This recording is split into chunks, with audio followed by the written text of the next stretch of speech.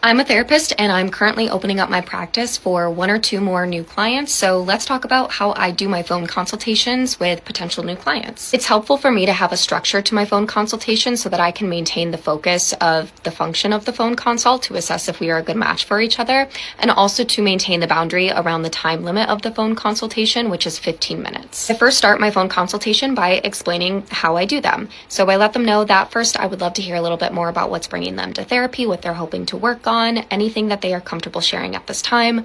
Then I'll share a little bit more about me, how I practice, things that would be important to know if they were going to work with me.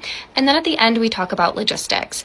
And then I ask if they have any immediate questions or concerns before we get started. Of course, I address any of the questions or concerns that they have, and then we start talking about what's bringing them to therapy. And depending on what the potential client shares, I might offer some observations, some reflections. I might ask some more questions for me to better assess if this is somebody that I am competent in working with. Once I have a good overview, I'll say, does now feel like a good time to transition into me sharing a little bit more about how I practice? And I will talk about how I do brain spotting and parts work and keep an emotionally focused foundation for the work that I do with clients, how the therapeutic relationship is the most important tool in the room, and that I believe it's my job to create a space where you can be your most full, explicit, unfiltered self, and feel safe showing up that way. And after I share my overview of how I work, I check in to see if there's anything else they might need to know about me to assess if this would be a good fit for them. And then we transition into logistics, where we talk about what my scheduling options are. Do they want in person? Do they want virtual? We go over my session fees.